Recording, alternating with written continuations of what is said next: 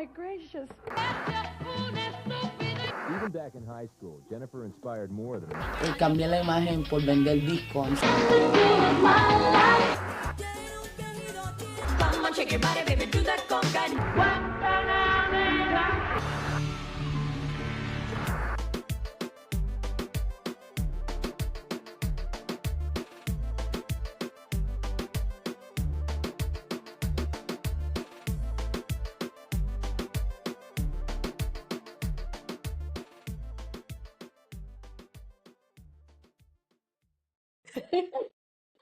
What's going on, guys? Welcome to Growing Up Latina. I am your host, Ali V, and today I have a special guest. You guys have been asking me for her, so I'm so excited that we finally made this happen. Christine Cruz, welcome to Growing Up Latina. I'm so excited to be here. Thank you so much, Ali. Like, first of all, the little intro you gave me, even before this, just apparently this is an anticipated episode. So Yes, I want to give I the was girls some tea. What's up? yes, I was telling Christine offline. Do you want me to call you Christine or Chrissy? Because call Honestly, me Chrissy. this is so funny, honestly, because I was just getting into this whole story with my mom about my name and like all these things, but Christine it works. Christine or Chrissy, they both work for me, to be honest. Okay, cool. So I was just telling her offline, like, anytime I post a picture of like, who should we have next on Growing Up Latina, your name comes up. That And is, everyone's been clocking me like, yo, when are you gonna get her on the show? I'm like, okay, tranquila, everybody just calm down. vamos, relax, okay? But I'm so happy that you are here. First, I want to start off asking, like, how are you? I know you're in LA. LA's been kind of going through it. So, how has everything been over there? How has your mental been? Like, how are you feeling? Ooh, girl. Honestly, I feel like a lot of us can relate, not even just like LA, because of like all that's been going on with the fires and everything. But I just feel like 2025, like January, keeper, keeper, because I feel like everyone was like, we starting fresh in February because 2025 came in swinging. It just felt like Facts. so much just changed, and it was just like back to back, back to back, back to back. But when it comes down to like being here in LA, like with these fires, it was honestly so devastating to see like how just awful and how quick it went from like here to here, and so many families were just affected. It honestly was just, I think, a reality check for all of us that life again can just switch so quickly. But it also was very beautiful to see how much the LA community showed up for those people, donating, giving food, wanting to use every bit of like helping, just wanting to just help. I think that's something that, me being from New York, I know what community is, and I feel like being from LA, that's a question. Like when people want to relate the two, community and LA, it's always a question mark.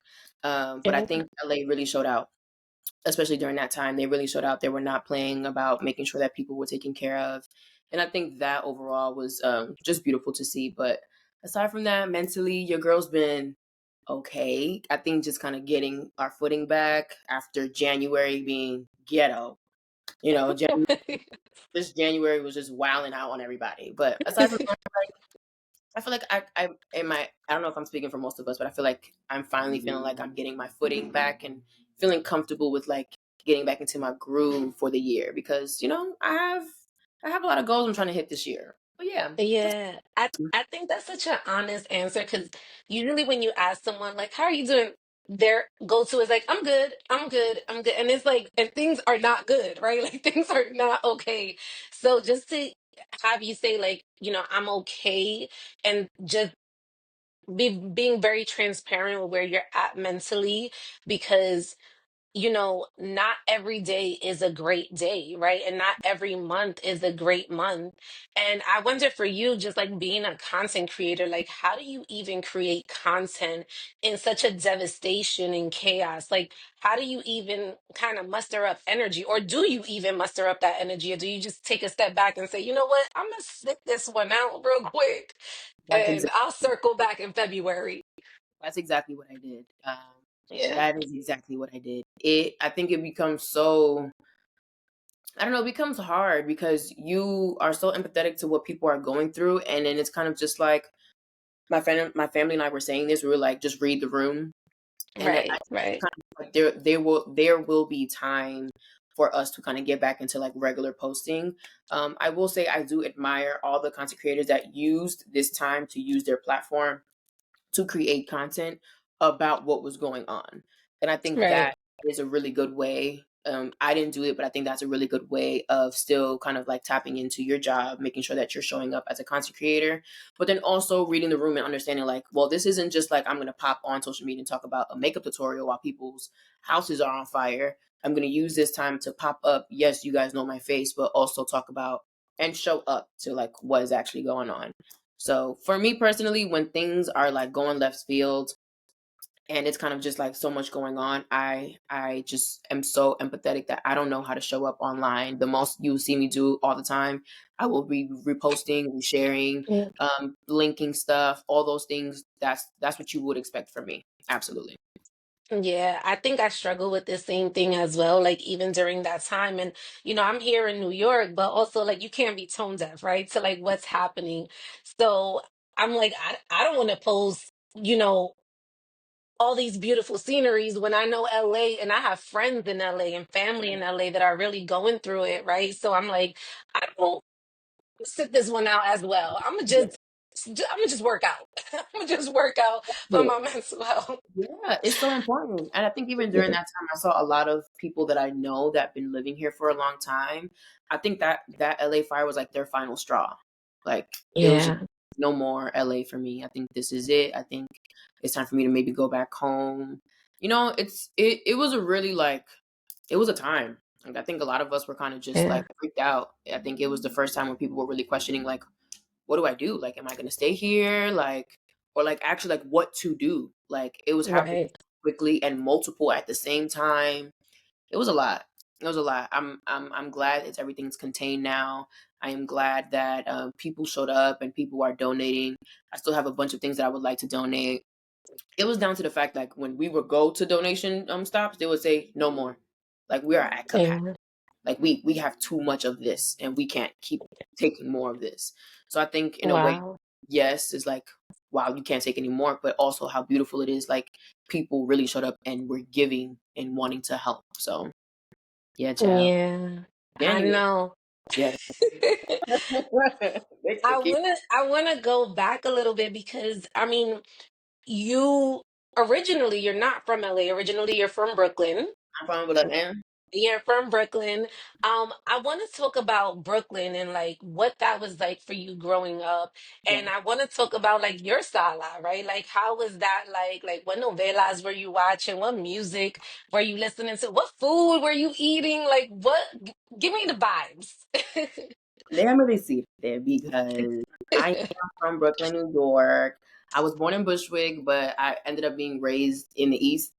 So a lot of like my cousin, my brothers, my brother, my cousins, they're all kind of were raised up in Bushwick, and then I feel like I got more of like East New York vibes.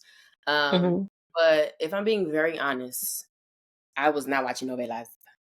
No. My mom did not let me watch novelas, and I feel like actually because I said that, I'm gonna have to have a talk with her because I'm gonna tell her to rob me of being like that The experience, the Latin experience. because now I have friends que hablan de novela, and I'm like, yo no puedo You're hablar de like, novelas.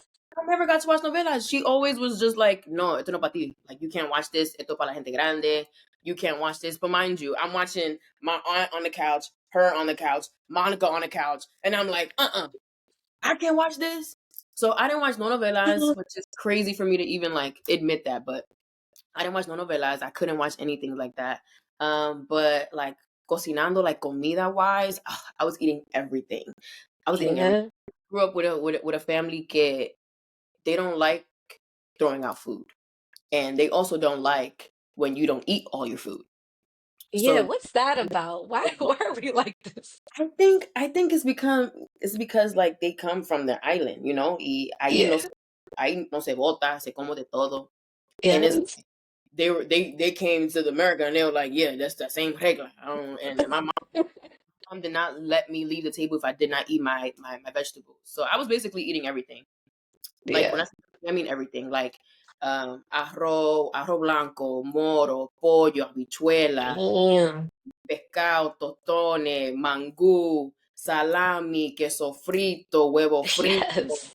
everything that you think that Dominicans eat, puerco, pernil, like everything that you think, sancocho, I can literally go on and on. Like I was eating everything. Damn, And that was the house to be that, at. it honestly is. Not even to like hype my family up, but high key. Like Yes. my family was the house that you wanted to be at because food was such a love language in my household. Like you come home, it was such a, I could literally like smell food and go back to an experience in Mm. in my mind if I smell food, and it just takes me back to like as a kid. I will always remember like my mom or my aunt. My aunt was the cook in the house, and she would cook for everyone. But I would always remember coming home from a long day of school, and you, as soon as you open that front door and you smell something, one thing that I was not looking forward to smelling was either arenque. You know what arenque is? Mm-hmm. Yes. Hated arenque. The smell of it, Yes. and then I knew I was gonna just the smell of it would get me tight. But then if I remembered that I left my door open for my bedroom, clipped, It was, yeah, clipped. it It was was a wrap. it Yo, was I literally just it's so funny because I put out a clip from an episode that I did with Chachi, and we were discussing how as Latinas, because you have like all these scents with the food, I will actually go to school smelling like smelled food. like food. Like Fact. my friends will be like, "What is happening? Like, what's going on in your household?" And it didn't matter if the windows were open. I mean, I was literally smelling like Yes, food, like and I'm like, food. "This is so embarrassing." And So but then it also was kind of just like how as a kid, like I guess now as an adult you look back and those are just precious moments. yes, Those are just precious moments. So yeah.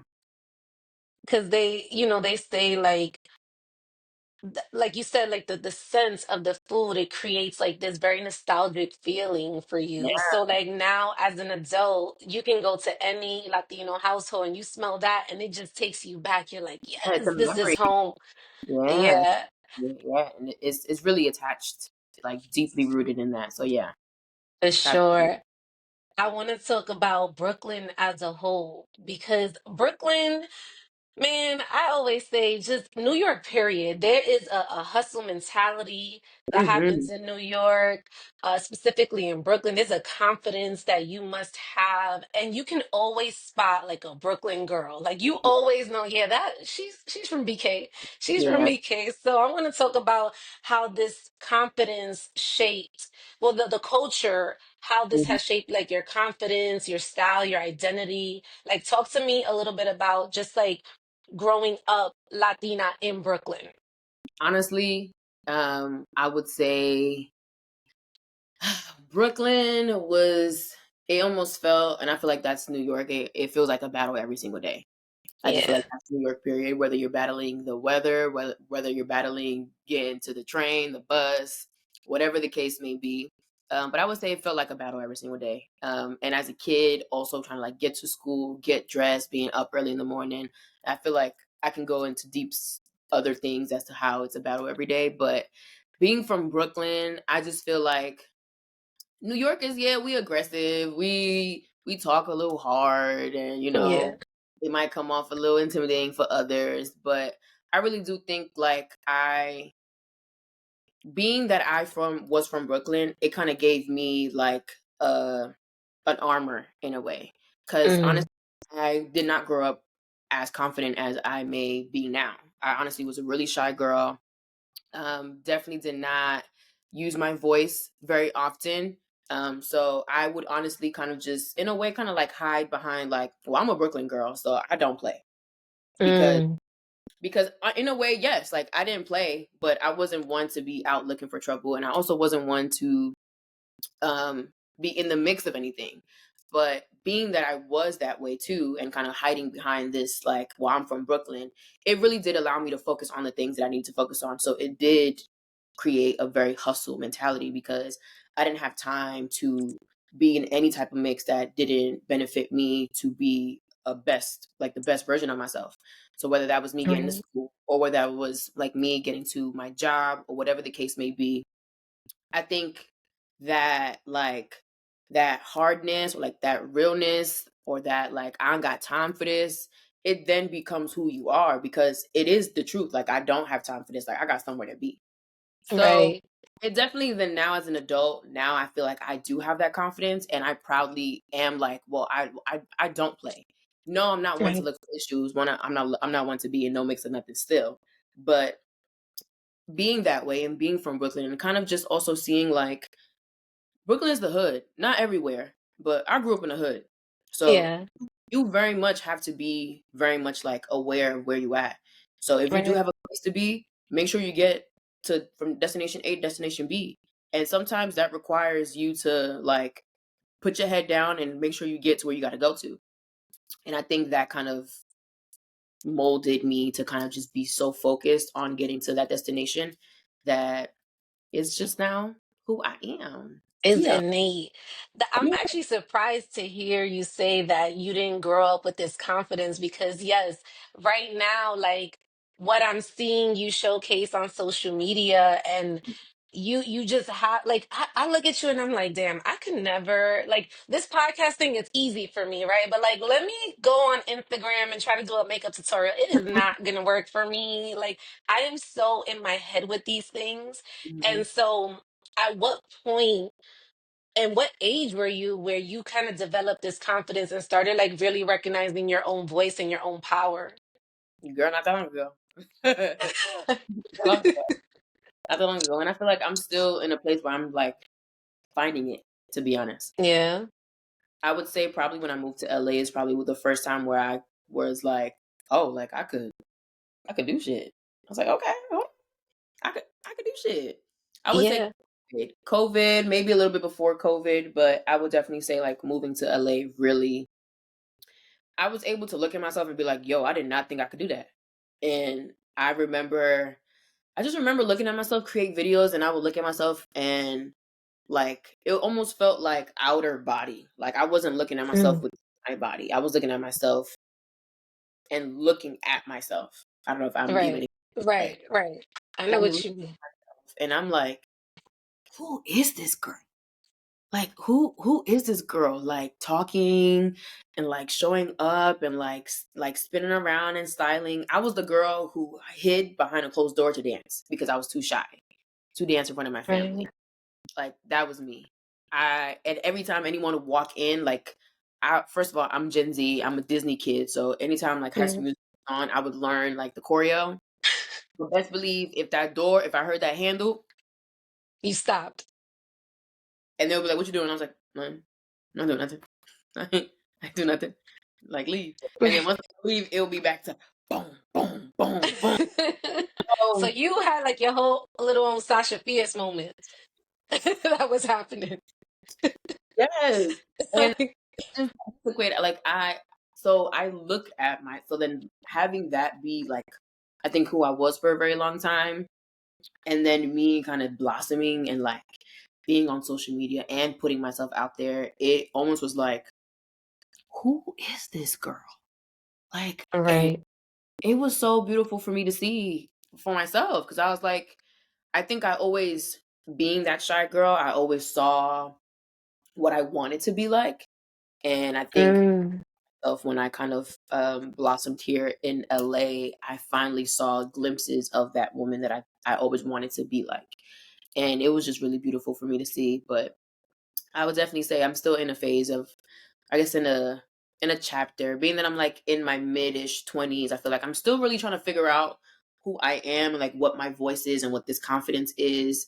But it's definitely not where I was as a young girl. It's 360. I am surprised at myself like constantly, and I'm reminded that all the time, even like with my family. They constantly say how proud of them, how proud they am of me. Yes.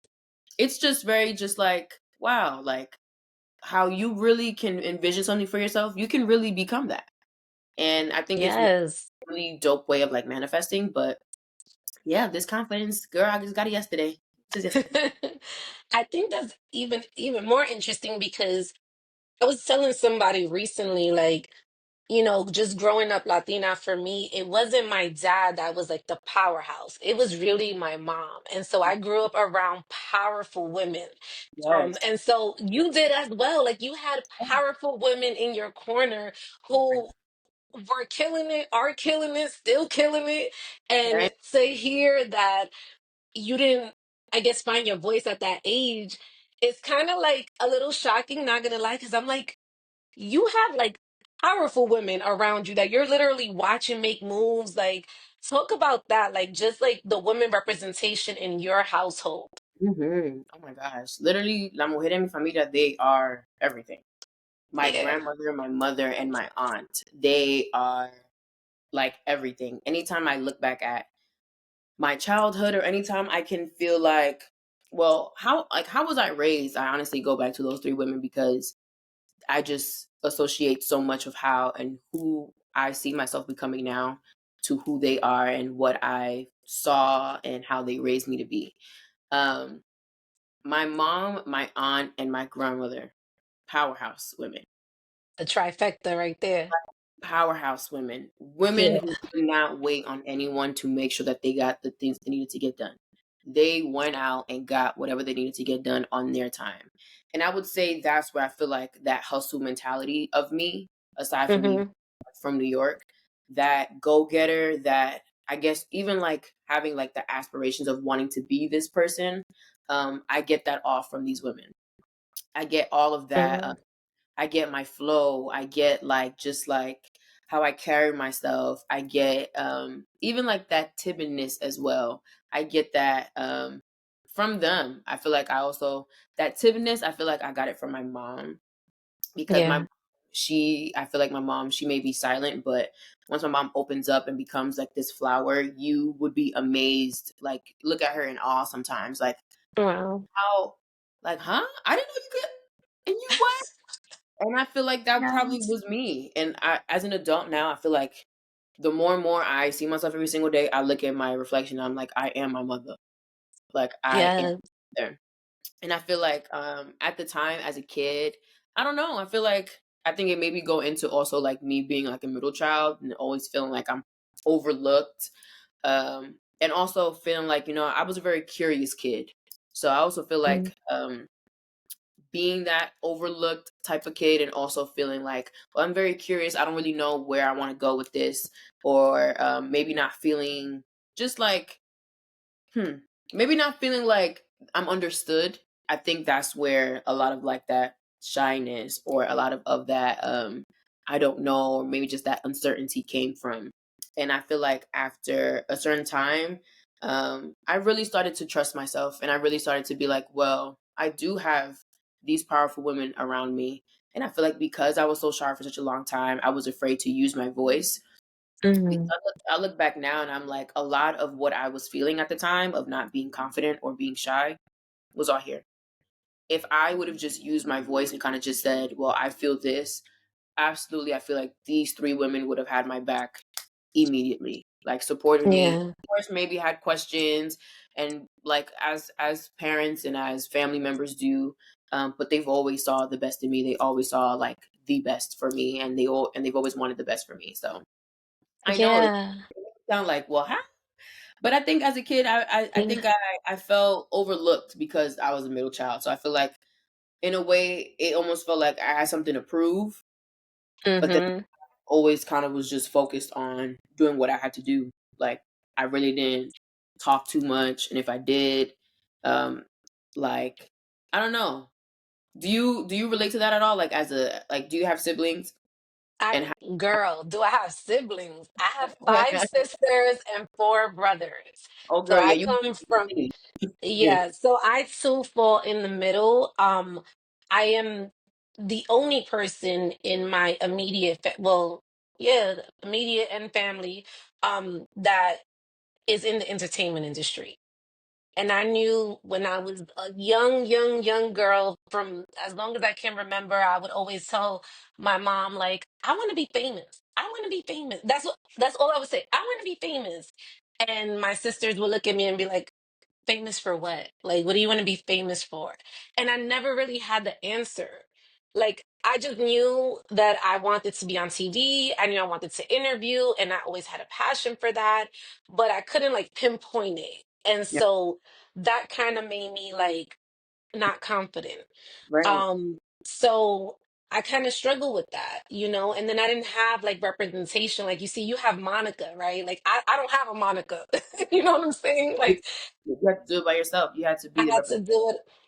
I had to do it alone, and it was very, very hard. And you know that was going to be my next question. Like just even stepping into this world. And although, you know, Monica is your cousin and you did have someone in your family who was already kind of seasoned in that world, but how did this conversation come about where you like are now transitioning, right? Like I'm sure you had a job and then at some point you're like, okay, I think I'm gonna do this. Like, what was it? And who did someone push you to do this? Was it you on your own that said, hey, I really want to do social media? Like, really, what was that?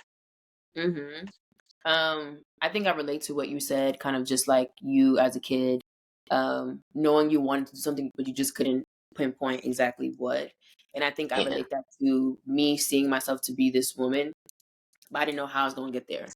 I Yeah. didn't know how, or how that was going to happen. So for, I guess, a while, it just felt like a dream. But once Monica was introduced to influencing, I remember her stopping me because I don't know if you know this, but fun fact, we all lived in the same house. Oh Like wow. Monica lived upstairs, I lived downstairs, and we all lived in the same house. And that's how it's been up until like just recently because I just moved out of into my own apartment. But when I Yeah. moved to LA, I moved in with Monica, so we've constantly lived together our entire lives. Yeah. Um, But basically, I remember feeling like, well, I know I want to be this woman. I just don't know how. Like how am I gonna get there? And I remember Monica stopped me and she said, I stumbled upon this, but I'm seeing you. You will eat this shit up. Mm. I remember looking at her like, me? Like me? I can eat this shit up. And it was that same shy, not so confident girl feeling like, what you mean I can do this? I can't do this. And I Mm. remember her very much pushing me. She pushed me very much to do my very first YouTube channel because I was so timid and so shy about speaking to camera. And I guess also it almost feels like, well, who wants to hear what I gotta say? And Right. being that Monica was so just like vocal and Monica loved to talk and Monica wanted to just have her voice and she knew let me say she knew how to use it, but she did. She knew how to use her voice. I Right. strongly feel like Monica's voice is a gift. She has a gift when it comes to talking to people. She has a gift. She has a gift of people listening and really understanding and just a way of like drawing people into what she's saying. She's always been that way. Yeah. When she brought it up to me, I was like, "Girl, you tripping?" I'm like, whatever. But then she would always constantly remind me, like, and then I remember she would bring me to some of her panels. She would bring me to some of her events, and she'll be like, "Hey, this is a time for you, like, to network, like, talk, go, like, just do, like, just be yourself. Like, you're fine. Just go be yourself." And she really, even though I didn't know for myself, the woman I could be, I think she saw that in me and she really wanted me to stop fighting against or being in my head and try, she was just Yeah. stop, just go, just do, don't think too much and just go do. And that was kind of just like the conversation. And at the time, I was like almost like turning 20 years old. Right before I became a content creator, I was working at an airport job and I was working at a Clinique counter. I don't know if you ever been to duty free at Yes. Yeah. JFK. Yeah. So I worked at JFK on Terminal 4, the Delta Yeah. terminal, and I worked at the duty free. Once you come down the elevator and you see that duty, I worked right in there. Yeah. Remember, I would call Monica. At this time, she was already living in LA, and I would call her like, "I hate this job. I'm the youngest one here, and everyone is just so weird, and I hate my boss." And she would always tell me, "Girl, like just remember that this is there every day, and this is there forever. This is not your end all be all." And I remember, I'm like, "Okay, I got this." I got this. And at the time, I was balancing trying to work there, but also kind of showing up online as well. So my cousin was like, if you really want to do this, 'cause I remember asking her, I was like, do you really think I could do this? And she said, yeah. But that means if you're gonna do this, you have to like really take it seriously. Like this is not a joke. You can really make something out of yourself from this. So she told me, she was like, you need to delete all this little extra stuff that you got online, things that don't make sense, and you really have to rebrand yourself seriously. So I did that. And I remember Mm. I would literally, I had a freaking graveyard shift, like working at that airport job. I would work from Wow. 5 in the afternoon to like 3 in the morning and do it again the next day. And that was what my life was.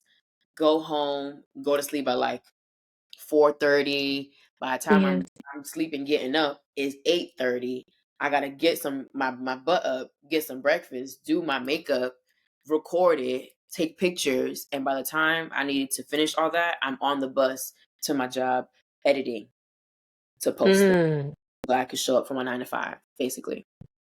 And Wow. and that was what that routine looked like up until the point where, and it was exhausting, up until the point where I got fired. And I said, oh, what am I supposed to do now? I said, okay, oh crap, I got fired. At the time, I was paying rent at home. I don't know, for Hmm.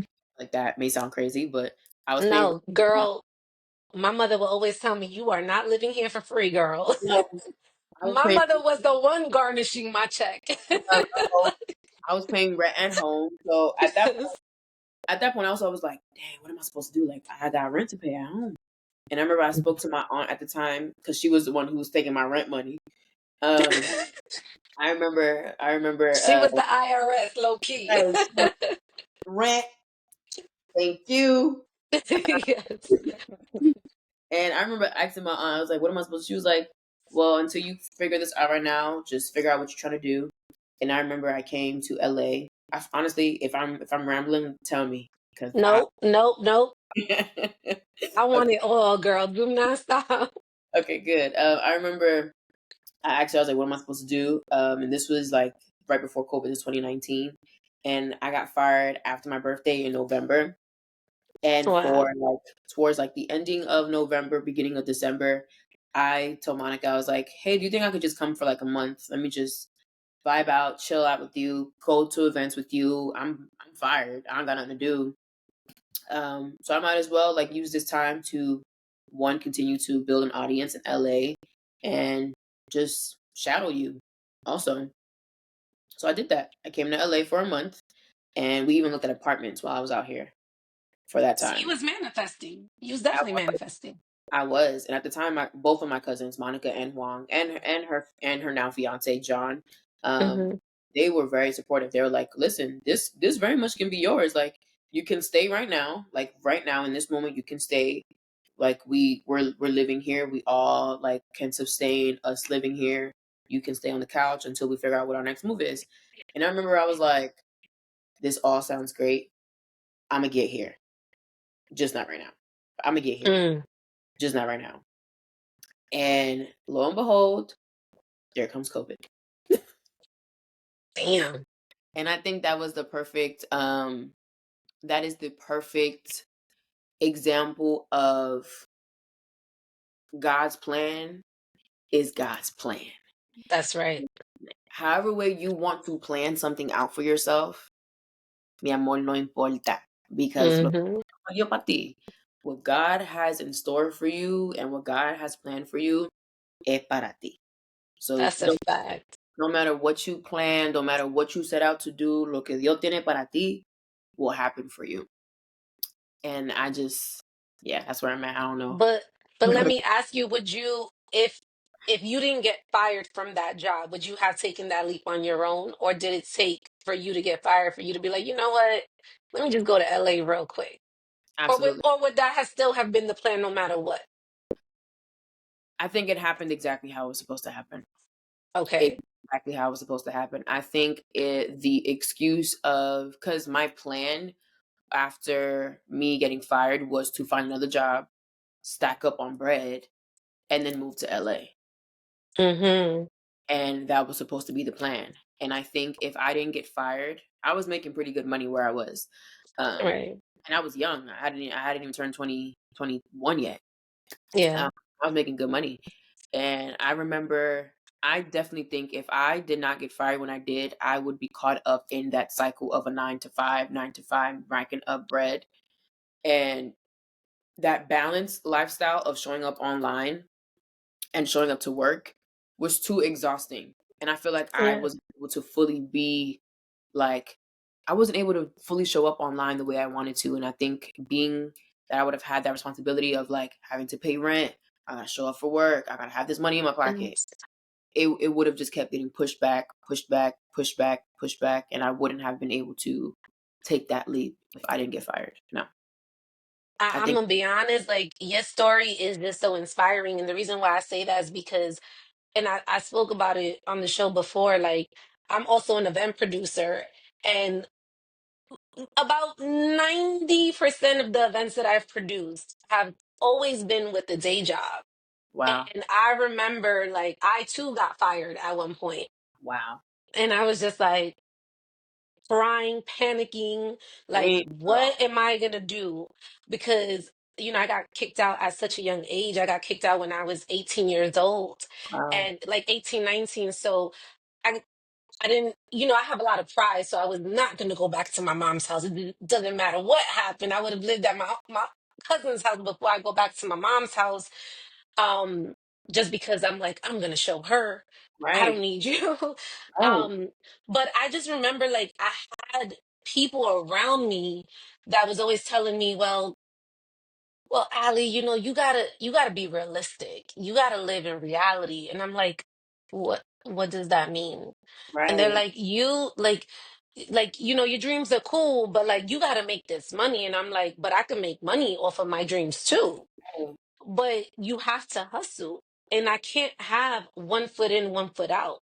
And I right, always found myself constantly living in between my dreams and my reality. yep, And it was such I felt like I was battling myself, Chrissy. yeah, Like I ain't gonna hold you. I felt like I was just going through it. do it. Like you tired, Like not even physically, but like your brain, your mental is exhausted. facts. And I couldn't I remember I had a friend and I was producing an event in Atlanta for Little Kim. And I Hmm. just remember like going to the balcony of this hotel and we just like had like a glass of champagne and we were cheersing like, oh my God, we're producing this event. It's so great. And I just looked at her and I said, you think I should leave my day job? Like, you think I should just like really go all in on this? And she's like, well, what's your hesitation? And I'm like, I just don't know if I'll be able to sustain myself. Because, living this is also a lifestyle that you're living too. It's not just like, even with bare minimum, it's still a lifestyle. Yep. And I was just like, I don't know if I could sustain myself. And what she told me, I will never forget this. She said, Allie, if you feel like you cannot leave your day job and still make it, then you're not the hustler that I thought you were. Woo, woo. Yeah. She, she, She, she, That's a friend. yo, That she is ate a me up. friend. She read you to filth. Facts. Read you up and down. Absolutely. Wow. Absolutely. And that changed everything for If me. that was a motivation, baby, baby. Yes. Wow. Yes. And that right there, it just like shifted everything. And I wonder for you because you did have a lot of people that were kind of championing you through this process and they really like they were speaking life into you. But I'm interested in knowing like a little bit of the back end, right? Because now this is a new world you're stepping into. How do you know one, how to edit, right? Two, what tools you need? How did you have the money during this time to get like the proper tools? Because I know a lot of people that are listening right now, they're like, where do I start? Like, where do I even start? And I'm like, girl, just turn on your camera. Like, that's where you start. So No, I for real. wonder, like, how did you know, like, where to start? And then at what point do you start elevating and getting more things to add to make the content quality better? And now, Mhm. like you say, you're becoming a brand, right? So you have to be conscious of like all these things that you're putting out. So what was that process like for you? Honestly, the best way to start is just to start. And I know that sounds Yeah. cliche, but it's the truth. The best way to start is just to start. Like you said, turn on that camera. That's Yeah. the best way. That's the best advice I can give anyone who may be looking and wanting to be like, well, how do you start? Just pick up that camera. I remember at the time I didn't have no ring light, but what I would do is set up my camera, my cell phone in front of my window, and that was my light. That's right. That was my light. And did I have a tripod? No, but I did have a bunch of gel bottles and conditioners. That was my tripod. Yes. My tripod. And how did I edit? I know we all have iPhones. I was using iMovie. Yeah, I know Mm. exactly what iMovie is. That's Yes. what I was doing. I didn't have no laptop. I didn't have much. I just had my phone. And that's what I was doing. I had to make that work. And then you also, of course, I had my cousins who were also like really well and establishing themselves as creatives. So then I would also ask. So then I remember I would ask Monica, I'm like, well, how am I going to get a laptop? And she goes, I think it's time you just ask your parents for a laptop. But now I'd be like, damn, they ain't gonna give me a laptop. That's clipped. It's clipped. Yeah. A laptop. And the first time I was able to get a laptop, you want to know how I got my laptop? How? With my stimulus check. That's how I got my laptop. I hear that. With my I stimulus, hear that. that's how I bought myself my first laptop. I was not Yes. playing no games. I was like, but until that point, until I got there, baby, I was using that iPhone. And until I Yes. was able to collect some type of money, I think as a creator, you yourself, um, you yourself look at like these like how can I say it? It's almost like thresholds. It's like Right. okay, like for this amount of time, I've made the the conditioners and gels and using my window for my light work. Um, Right. but now I see like okay, like I have an extra like a extra bit of cash today or like this week. Okay, I can finally put that money to my tripod. Now, of course, don't go out buying the most expensive tripod, but you take it step by step to where you are elevating your content and your equipment bit by bit. So then you Right. also have an evolution of what and I think it also becomes a part of your story because I definitely did not go from having my iPhone to having the most expensive camera. You work your way up to that. It's Yeah. constantly like reaching a certain threshold to where you're like, okay, well I've been doing this and it's been working, but now it's time for me to upgrade. So I could just do this. And now I can get that camera. And then now I also can get that ring light that I saw. I'm not gonna get the Yeah. most. Maybe I'll get the one that I saw in Best Buy, the little circle one, and maybe I can really hook it up, put it in front of the light, like put it in front of the window so then I can put my truck. You just constantly, constantly, constantly do that to the point where like you now have an assortment of equipment, and you slowly but Right. surely do that, and you will see how like one it teaches you as a creator to work with what you have That's because when right. you can't get somewhere, you gonna make it work. You have to. It's almost like you don't have a choice because Right. don't sit around. At that point, it becomes excuses. I wasn't gonna sit around because I knew what I wanted to do, but I was not gonna sit around and I wasn't gonna say, "Well, I don't have a tripod. I don't have a this. I don't have a that." You just get it done. You sit That's up, right. figure out a way to get it done. So I think it also, I know for me throughout the years, I know even for my cousin and I, we are constantly looking for ways to like up and elevate our quality in our content. And there's times where we're like, damn, we got to buy this new camera. But then there's also times where even though that sounds like the best thing to do, maybe it's not. Why? Yeah. Why is that not the best thing to do? Because we have so much. So let's work with what we got. We were That part. we were working with less and still making it work, Yes. showing up and still creating like content. So we don't have to constantly. So I think there's like both sides to it, like there's gonna get Yeah. where you can like buy a whole bunch of like the expensive stuff, but then I think at that point you also know because you've elevated and you've grown so much in this space that sometimes you can look at something and be like, I don't need that. I could That's work right. with that, and this works best for me.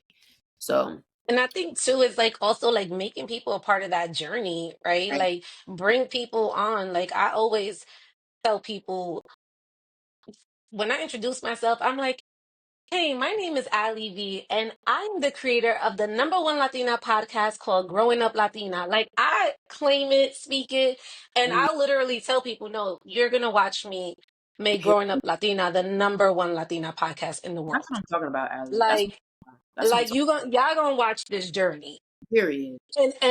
and then I'll be able to look back. Like it's so funny. I was looking at one of your videos today, like your first YouTube video, and I was like, "Oh my God, Chrissy has grown so much." Like Crazy. even the content and the way in which you are even like speaking to the camera, it's like a complete like you can see the growth. You Um, can absolutely see the growth.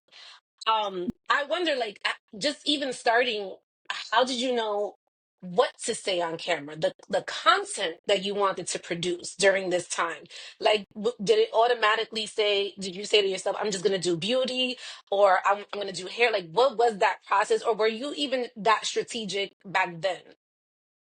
that's a great question. I think well, first I want to say I started off like creating content with my hair. So I did a whole big chop, and I think that was the perfect time for me to like, mainly not mainly on YouTube because I was always afraid of that app. I was always afraid to get on that. I was always quick to like hop on like the what's it called, short form content, which was always like Instagram. But I was That's always so afraid to go funny on because YouTube. I was always afraid of short form content. That's I, so weird. I long form content like, which I think in a way which was good for me at the time because since I was building my confidence, sitting down and talking so long to camera, I didn't have that in me. But if I can Mm, do like really quick within like 2 minutes, a little something, that's enough. yeah. That was enough. Okay. So building my platform on Instagram, it started with a lot of hair content. Um, and I remember just wanting to like share, kind of like you said, kind of just bring people along with the journey. And that was basically it. Like I really just wanted to, at the time, hair was like my thing. I wanted, and Yeah. still to this day, hair is the thing for me. But at the time, like I was just tapping into like this new natural journey, and I just cut all of my hair off, and I want to grow it out, and what it is to actually be beautiful and not tie your hair to beauty. And I feel so like empowered and I'm just this, and that was where my mind was, and that's I feel like where maybe I tapped into a little bit of confidence at that time too. So Yes. I don't think I was super strategic at the time within that time about what exactly I wanted to say or like how I was speaking to camera, but mainly just wanting to bring people along. I think that's really Right. what it was. I think I really just wanted to share what I was going through or what I was learning and just show like, well, this is what I do. Because people would always say like, well, why'd you cut your hair? My family hated the fact that I cut my hair off. They're like, girl, you look like a boy. Why'd you do that? And I remember feeling like, Yes. well, and I remember this vividly because I remember saying like looking at my family while they all looked at me like what's wrong with you? And I remember looking at all of them like, watch I get influenced by me because watch when his hair grow. Watch when his hair grow. Y'all all gonna be like, wow, mija, qué bella tú te ves con esos rizos. Wow. Yes. Wow, morena, qué bella tú te ves con el pelo así. Wow. And that's exactly what happened. That's exactly. Hmm. So I think it just honestly was just me wanting to bring people along and also teach them something. That's Yes. I think where the intention came from, and I think I was just so happy and clearly now to where I am now, where it just was received well. Talk about your first like brand partnership deal, because I know that must have been like, is this really happening? Is someone like paying me for this? Like, talk about that. Like, what goes through your mind during this time? Like, and how are you? Like, are you asking people like, what should I be charging, or like, how did this process work where you are now monetizing off of your content? Oh my gosh! And I first of all, not a lot of people ask me about this question, and I think it's such a beautiful, like my experience was just so awesome. I actually my very very first brand deal, paid partnership, was with a Dominican owned hair brand. Yes. And I thought that was, to this day, I feel like that's such a moment that is such a beautiful, beautiful, like full circle moment. Because at the time, I also, like I said, was kind of sharing my hair journey. At the time, I also maybe like 2, almost 3 years into that journey, and to be recognized for like the excitement that I had around hair, not from just any hair brand, but from another hair brand who looked at me and saw themselves being Dominican. I remember calling Monica like, I think these people want to pay me. I remember she's like, okay, read me the email. And I was like, okay. She was like, oh, it sounds It's legit. legit. Yeah. And Yeah. and the brand is called Bomba Curls. Oh, They're shout out to Bomba Curls. I love them. Yes. I love Bomba Curls to this day. It's just one of those Yes. where I'm forever grateful that they gave me the opportunity in the first place. And I'm so grateful that they saw me and they trusted me with just like to just show what their brand is. And I remember it just feeling like a partnership. It didn't feel like work. It truly felt like a partnership. They saw what I can create and they said, whatever you do with this, we know it's going to come out great. And I remember feeling so happy and just so excited. And tenía yo una alegría. I was just like, bro, like I cannot Yes. believe that this is something that I've been like trying to get to. But for it to come from like my people, like for it to come from like my people, my like mi gente, the people who just see, Yes. that was so important because also at the time, like representation is constantly like moving forward and Yes. important. Um, so it was just really important for me, one, because I think my whole mindset at the time was hair, and I really wanted to influence like, yes, even though I'm growing on my hair and I'm showing you like this hair does not make me beautiful. But because I am in this place of like, well, you know what it is to grow up Latina, like they send you Yes. to the salon and they damage your hair and you are then kind of like you then like cling onto like your hair like it if my hair looks Yes. like this or if my hair isn't straight enough or if my hair it's not beautiful or I'm not beautiful and I just wanted to cut that out. And I that's the message I truly wanted to portray and the fact that they were all on board. They're like, "Yes, Christine, whatever you see fit is exactly." To this day, I'm like I have to thank them all the time. Anytime I give them Yes. anytime I'm given the opportunity to, I have to mention them like have they allowed me to be a creator in this space. They gave me my very first Yes. check. They gave me my very first check. And for that, I'm forever grateful. Now, how long did it take from the moment that you started taking content creation very serious to getting that first check? Like, what was that time span? Mm, maybe like 2 years, 2 years, two, three. Yeah. I was trying to build my platform by like 2017. Hmm. So, did you ever at that time, like, because I'm sure the goal, yeah, of course, you want to make money off of this, but maybe that wasn't the initial goal. Like, you just wanted to just get the content out. How Right. often were you posting? At the time from 2017, not that much because I was working them jobs. But towards the end of like 2019, I was definitely posting a lot more consistently, posting hair tutorials, makeup tutorials. I was giving the girls different curly hairstyle if they could switch it up, braiding up my hair. Like I was posting a lot. I was posting a lot. Yeah. I was posting a lot for sure. I don't remember like like strategically how much I was posting, Yeah. but I remember like it was a groove. Like gotta post, gotta post, Yeah. gotta post. I remember it got to a point where like every day I would wake up. By the next day, I had my caption, photo ready to just wake up in the morning and click post. I Like love that. so yeah. I love that. Posting. And then you hit an incredible milestone which a lot of people don't hit.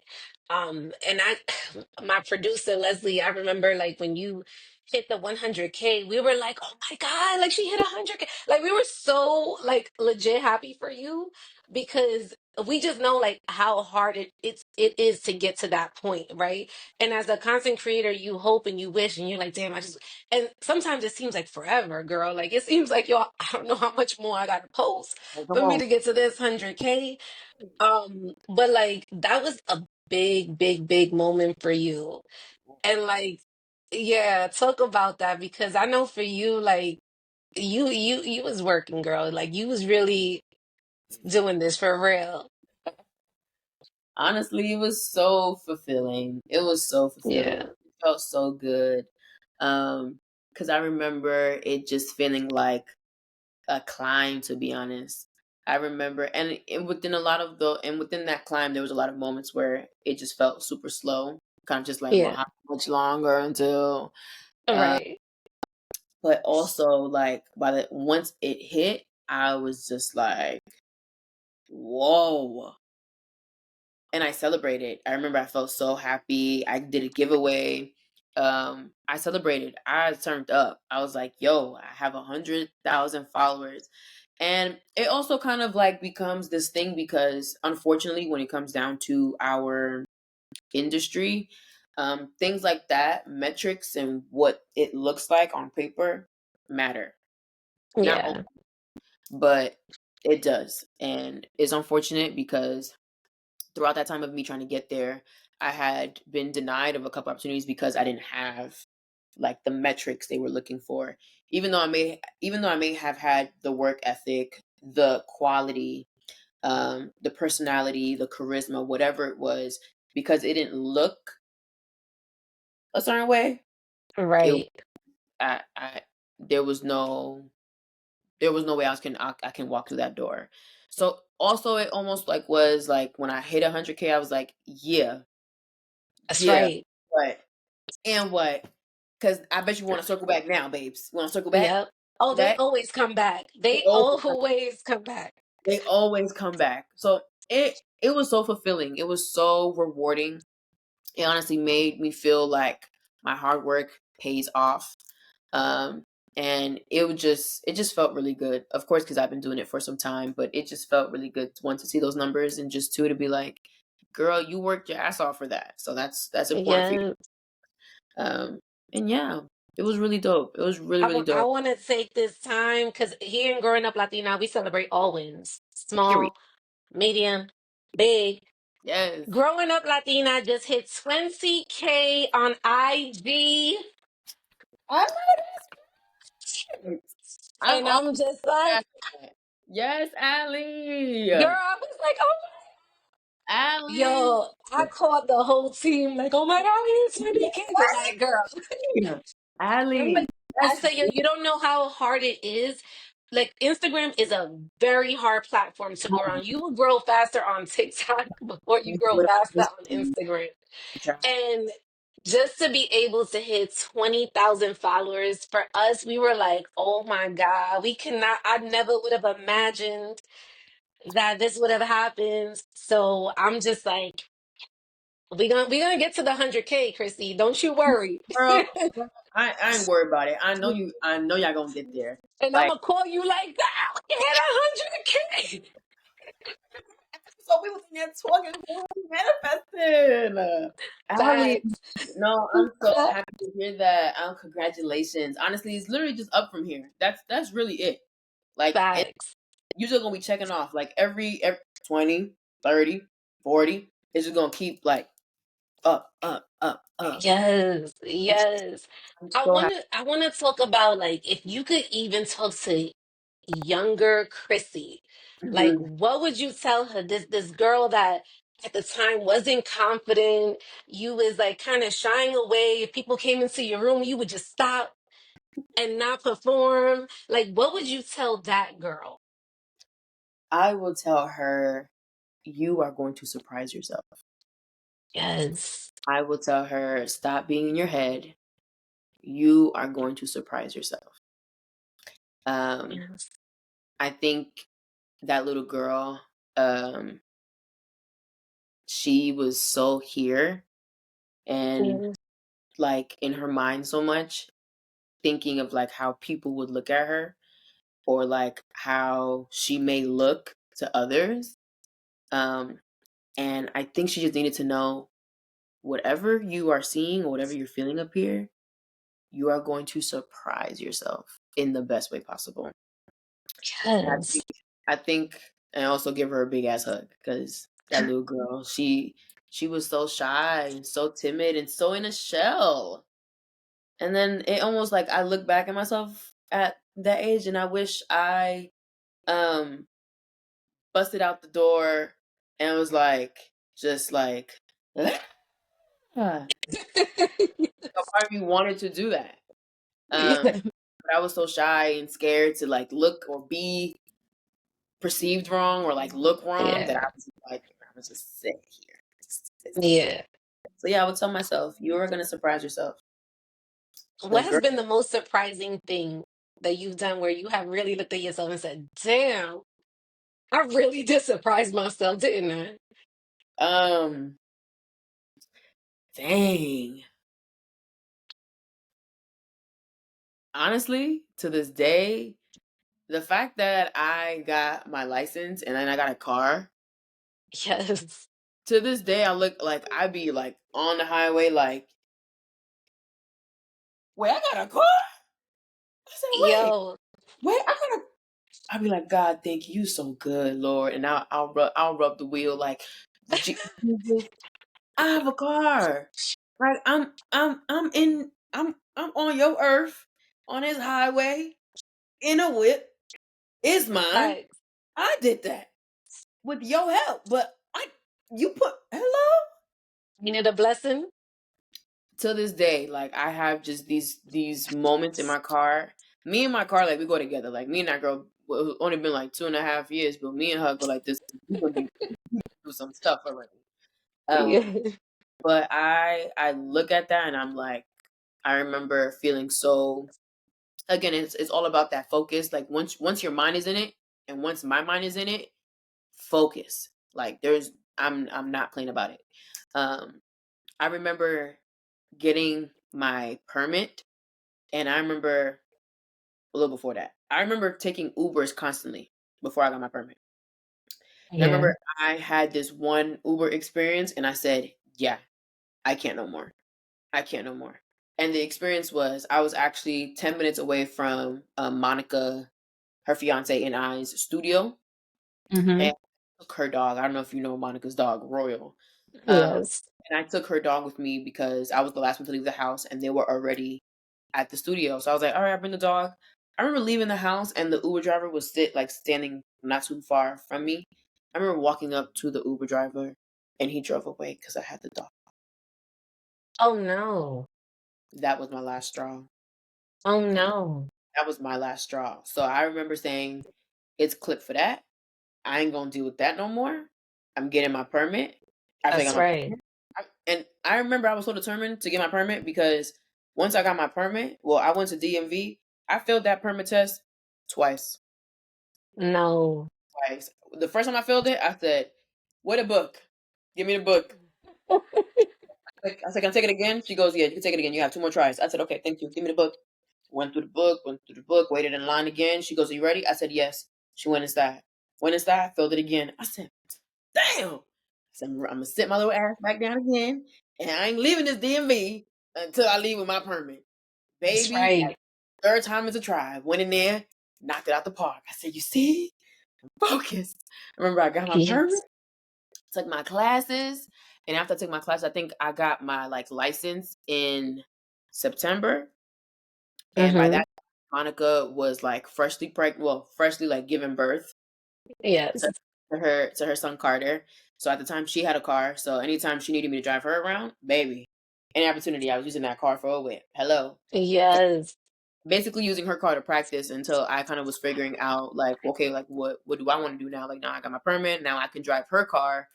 Um, but then I remember I was like, nah, I want my own car. So it became a saving game. It was like, well, anytime I make a quick little dime, save, save, save. And by January, baby left the dealership with a car. Yes. So to this day, I look back at myself and I'm like, when I'm focused, I'm focused. And when I want something, I'm going to get it. Yo, one thing about you, your determination is insane. insane. Oh, Like thank you really are just like determined to want like this better life for yourself. I feel like that's been the theme the entire episode. Is just like you say that weren't confident, but I feel like this entire time, subconsciously, you have been so confident throughout your entire life. Like for you to just get up and go to LA, and yes, it wasn't like you just, you have family, I get it, but still, that's a huge move.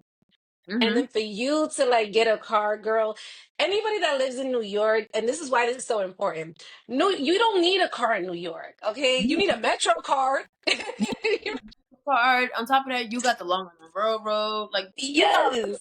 get around. Like you don't need a car. If anything, you having a car in New York, it's a hassle. It's honestly Yes, a burden to have a car because baby, where you gonna park it? exactly. Park it. Exactly. I drive. So that's a big thing for you Ah, to like be in your own whip. You got your own crib, like the level up. oh Ooh, my gosh. when the Even glow up manifest. Come oh on now. like even that like just living in my own apartment recently is also still like how am I living by myself? And baby, we are And you here. got a team. Like, When I talk about that. Like, that's so important. Like, people don't talk about that enough. Like, you start off on your own, and yes, you put in the work. But to right, have a team is a whole different game. Like, to have a team is such a blessing. A team that believes in you, a right. team that's backing you up, and just taking a little bit of workload off of your plate. Like, how do you find the team? Like, how do you know who to trust during this time? Your team is amazing, by the way. Like, shout They're outs to awesome. them. They're awesome. I say it all the time. Any single time anyone asks me, "Are you signed?" Yes, and I can. If I would proudly write CFG on my forehead because Yes, spoiled by my team. They take such good care of me. And I remember when we first met, Monica and I basically gave him an ultimatum. We said we're a package deal. So if you want one of us, you gotta bring the other one. that's right. That's it. Like we're a package deal. You can't have one of us and not the other one. Right. And I remember when it came down to like having a call and them asking us like, okay, like, well, how much you guys, like what do you guys goals are? And I'm like, well, I've been doing this now for a little like under a year now, and I think I'm yes, I have fun, but I also want to make opportunities for myself. And Right. You I'm, want to scale it. I want to get like I'm trying to make this my career. Like I want to make some bread. Yes. Um, I remember telling them like, is it possible for me to make like this amount of money? And they said, yeah, girl. Yeah. She's like, can I make seven figures? Can I? Basically, I was like, can I make six figures? And she said, she like at with ease and with peace, and was like, absolutely. And for me, that was like new. I was like, wait, what? I could do. I'm like, oh. And I think that was the very first time where I Yes. felt like, oh, they got me. Like that was like so easy. Like no questions asked, no pushback, Right. none of that. It was just yes. Oh baby, okay, so let's get to work. Let's get to Right. Exactly. come on, let's get to work. Let's make that now. And I've been so blessed with my team. I've had the same, almost the same, but I've basically had the same team since the very beginning. I've been with them now almost 3 years, if not 3 years already. And Yes. and they one thing that I always say that I love about my team is that they took the time to get to know who I am and the things that I want and what my vision and what my life and what I want it to look like. So at first, at the beginning, it's like a relationship. You guys are understanding each other. And then it gets to a point where like things will come in, opportunities will happen, or situations would happen, and I don't even have to respond. They know me so well that they are just like, this does not align with Christine. Or they'll be Right. like, Christine, we think this way because of X, Y, and Z due to you. Well, where Yes. are you at? And I think it's beautiful to have such a genuine connection with my team. I don't feel like I'm not in control, and it's a partnership. It's definitely not like Yes. they're they're very important people in my life, and they take care of me, and I want to make sure that I also take care of them. I think that's very important when you have a team because they work to make sure that I'm able to create the best opportunities for myself, and that does not go. Like, I'm not ungrateful for that. That does not go Right. unnoticed. And any chance that I get, I tell them, I was like, I don't think you understand. I appreciate y'all so much. They take care of my mental health. Like, they're like, do you need some time today? Like, do you need it? Yes. Going through 2023 was a tough year, and they were so, whatever you need, Christine, we're here to support you. And Yeah. they never forget to like make sure that I'm taken care of at the end of the day. So I'm honestly Yes. so lucky. I'm so blessed to have these people because they truly, truly are so important, and they really do spoil the crap out of me. Like, spoil And me. I think it's so important for people that's listening or watching this episode to like really understand, like, as a team, you go just so far and there doesn't need to be any competition. And the reason why I say that is because your team lets you still maintain that control. You went into that deal like it's me and Monica or nothing. And I Right. think so like oftentimes you people feel like it's either this or that when it could Mhm. be this and that, Right. and you guys don't have to compete. Like, you have your own brand, Monica has her own brand. You guys can find unity together. And even within the team, like, I think that's like so special. And I love that you guys are just like doing this together because I think it makes the journey so much more special. You know what I Mm. mean? Like, I just think it's like to do it with family. And I think you're just like the epitome of you can work with family, right? And so many people don't even like to work with their family. I Yeah. remember at one point, because my sisters, they're accountants, and at one point, I would never let my sisters do my taxes, ever. And I'm like, no, I don't want my sisters to do my taxes. I don't want them clocking my money like that. I don't want them pocket watching. And then Really? I really like shifted my mindset, like, no, like, yo, I gotta at some point extend the olive branch. Like, this is a team. This is family. Like, we gotta all come up together. It can't be me coming up and you get no, we all coming up. We all gonna dominate this. You all gotta eat. You all gotta eat. We all gotta eat. Yeah, absolutely. It's so Love that. that's really dope because that's exactly how like we operate. Absolutely. Like, we trying to make sure that, like, right now, like, my cousin is at a really special photo shoot, and we make sure that in times like that when things are special that we look within ourselves like, do you think you can help me with this special project? And recently Yes. this year I had a special project that was like brewing. By this time, it's probably not going to be anything right now because I think it's shifted. But the Yeah. immediate person who I thought to be a part of this project with me was my cousin Juan. There was no doubt Yeah. about it. There was like no like question on who else would do this for me. Juan, you gotta do this for me. Right. And I think it's important to like look across. Monica says all the time, look across the table and look at who's eating at the table with you, and try to give those people those opportunities because we all gotta eat.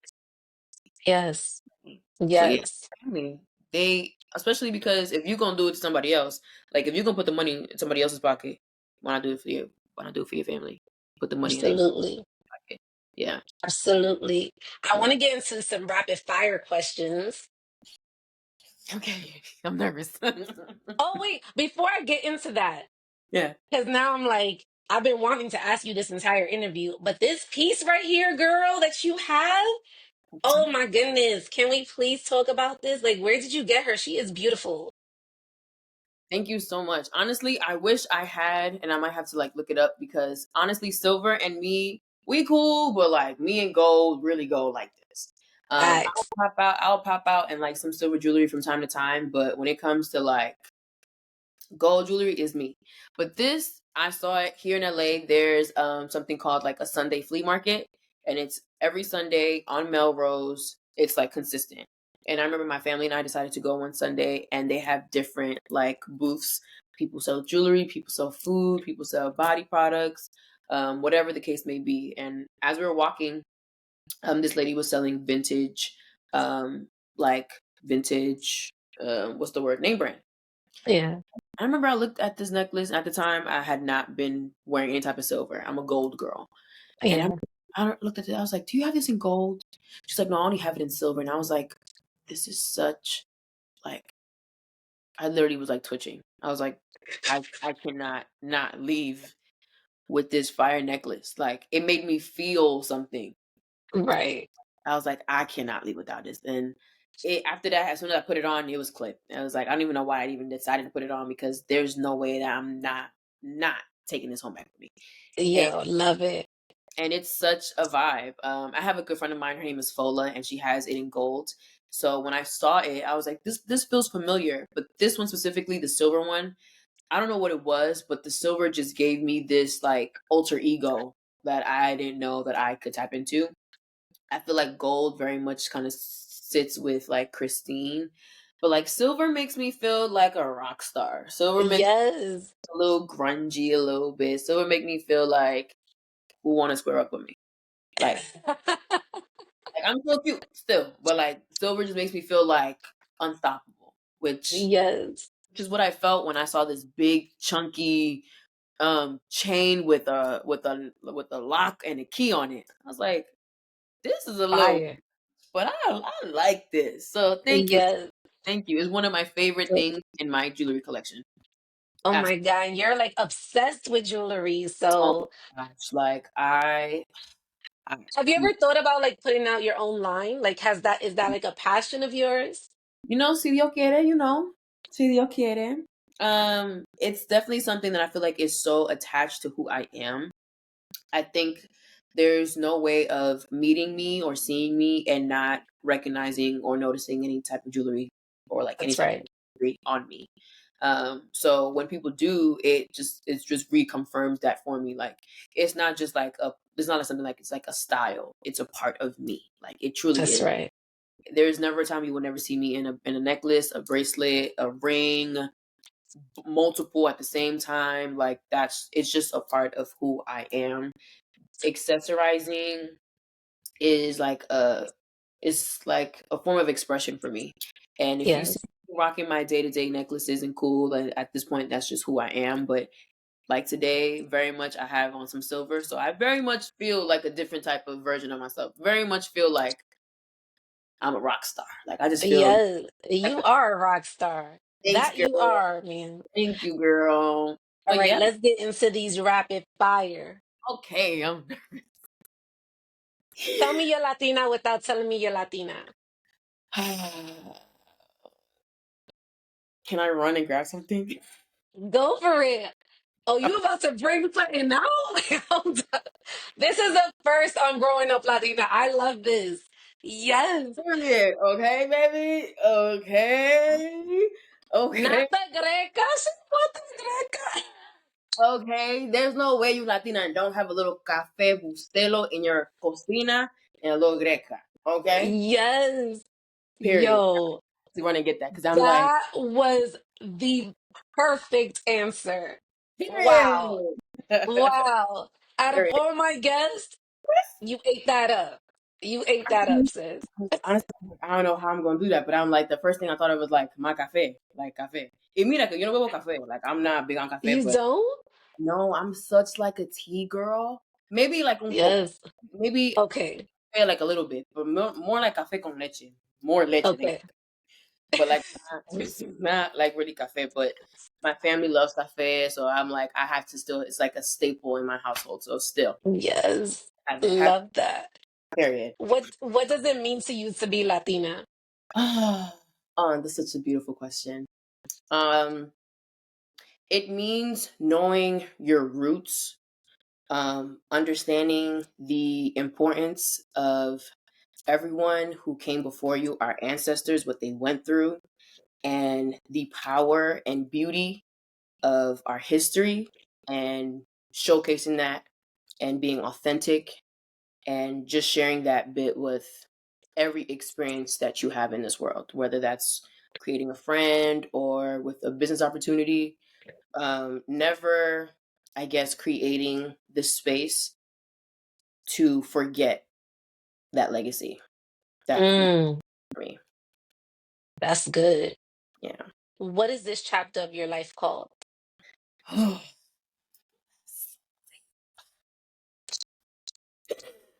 I'm trying to think. Wow. Hold on. I feel like this chapter of my life is I feel like I'm still getting to know myself, but I still think I truly know myself in this very Mm-hmm. way. So I'm going to call this chapter of my life Getting Back to Me. Oh, I'm getting get back to me, like who I know I truly am. Getting back to me. like this. Thank you. What is one thing you need in the morning? Whew. Water or tea? Water or tea? You will always Yes, see me drinking ice cold water. Middle of the night, before I go to sleep, I need some ice cold water. In the middle of the night or in the morning, that's the first thing I grab. Morning yes. or tea. One of those two. What is your favorite Latin dish? Oh my gosh. Damn. Okay. No. I have so many. Like I have so many. I mean, you gave us the menu earlier at Like the crib, so you see, like I have so okay. I would say like to this day down, like down. Any single time that this is anywhere being cooked, I'm front and center. Is arroz amarillo, hmm. pollo frito, Dominican style.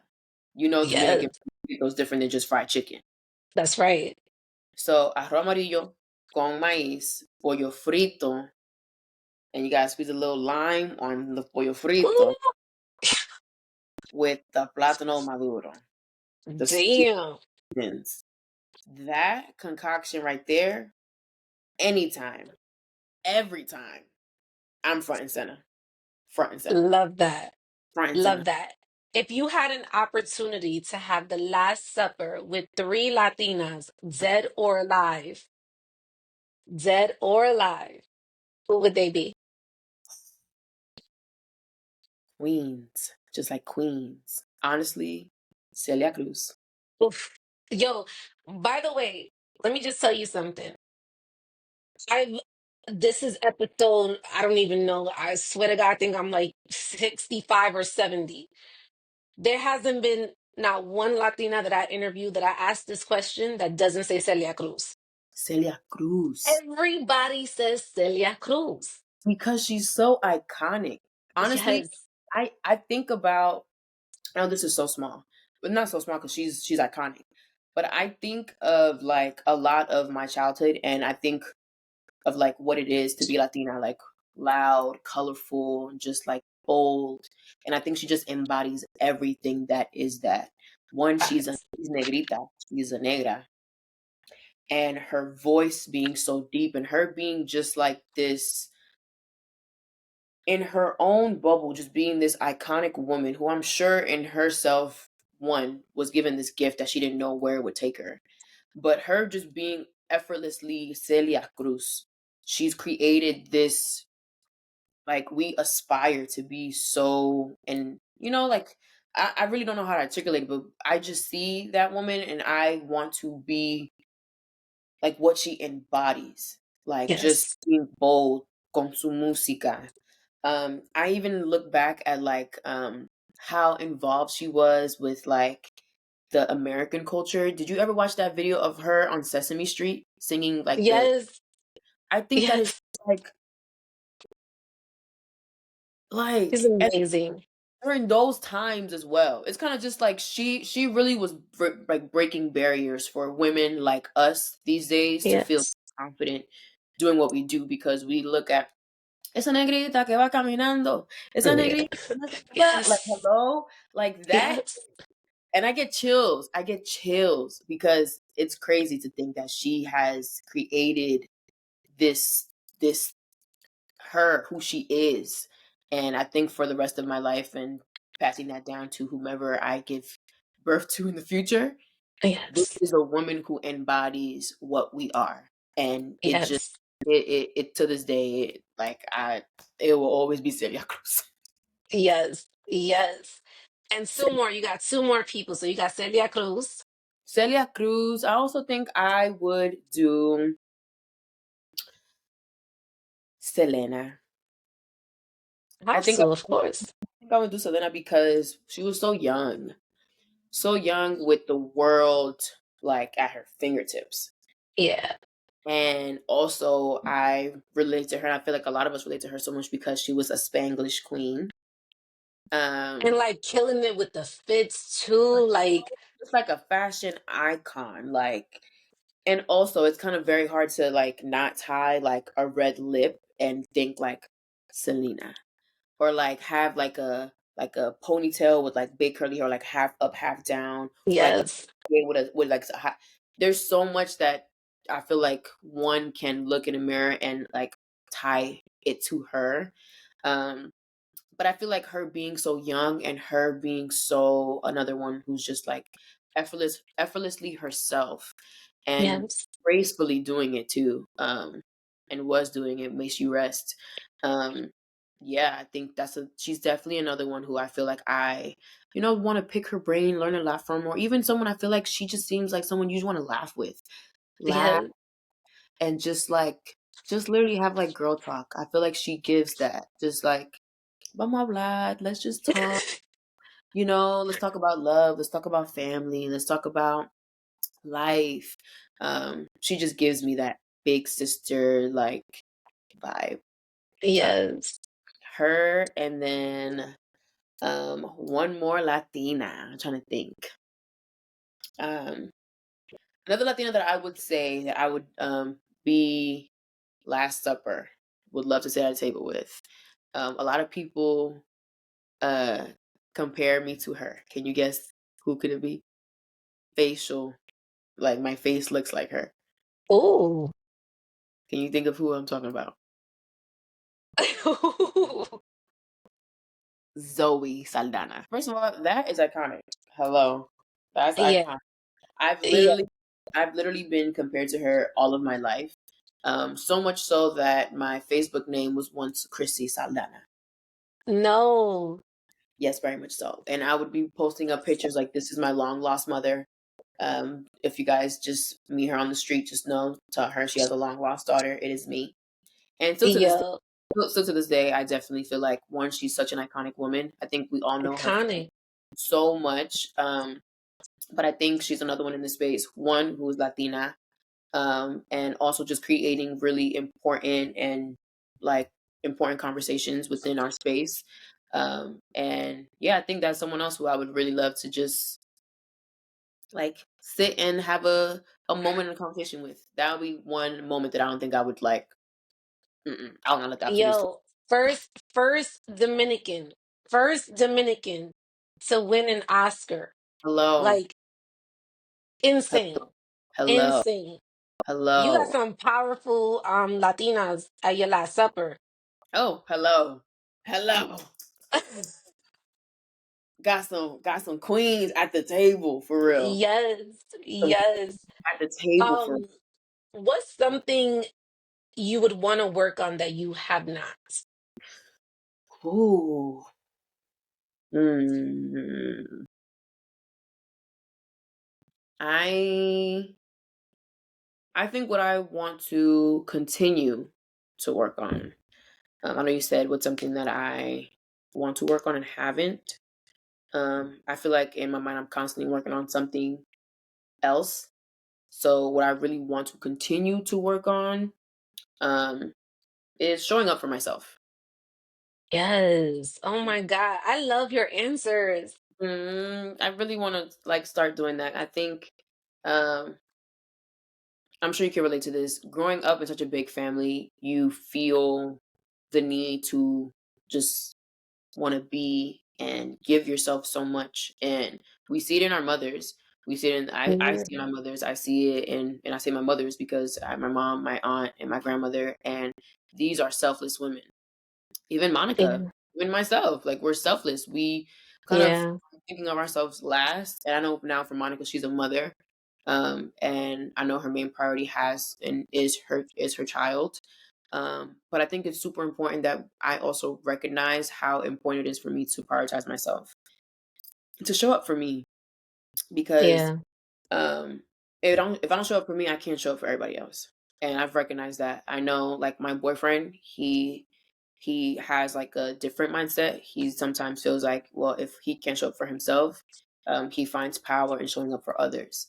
And for me, Mm, it's opposite. If I can't show up for myself and fill my glass, I'm not showing up as my best self to everyone else. So right. I need to continue to show up for myself so that I can be my best for everyone. Yes. And last, not really a question, it's more like a finish this sentence. Okay. Growing up Latina is Growing up Latina is Growing up Latina es una fiesta. Es una yes. fiesta. It's a party. Growing up Yes. Latina is a party. It truly is. I like who I am, how I who how who hello, I'm glitching. Hello, do I have words? Like, can I use my words? I'm literally glitching. How I like how I am, how I dance, how I move, how I dress, everything of who I am comes and stems from like how I was raised within this large family and everything was a party. Everything was Yes. a party. Whether it's just a Saturday morning or si es domingo y están limpiando, es un party. Everything is just a party. And I think it's also beautiful too because a party is a certain amount of time and we are on this earth for a certain amount of time. So you might as well Yes. live on this earth for this certain amount of time, have a blast doing it because it's gonna come to a point where your party ends. And I feel like Mm, after every party, I mentioned earlier, my family's place was the place to be. Very much so, because at the end of the night, I promise you, you're gonna be out and knocked out on your bed for 5 days. But very much yes. so, yeah. Growing up Latina es una fiesta, is a party. That's how I would Mm. best describe it. Christine Cruz, thank you so much for coming on the show. We finally made this happen. I know we went a little over an hour. I just feel so comfortable talking to you. I ain't I gonna hold did, you. I did too. Literally, I'm so glad it gave me that bit at the beginning too. Like, just feel comfortable. This is your safe space. Like I said, yeah, we definitely went over time a lot of it, but A lot of it. But it was fun, and I cannot wait to meet you in person. Like, we if gonna I be go to friends. LA, you already know. I body. No, that's right. Yeah, así mismo, my body. Literally, like, thank you so much for this. I literally feel so happy, so fulfilled. Like, literally, like my cup is filled after this. I feel so good. My heart is warm. Thank you so much for giving me the space to talk and chit chat with you. I felt so good, and yes, absolutely. Anytime you in LA, you hit me up. Anytime you're in New York, I will definitely let you know. So Please yes, do. yes. Thank you. Thank you so much, Ali.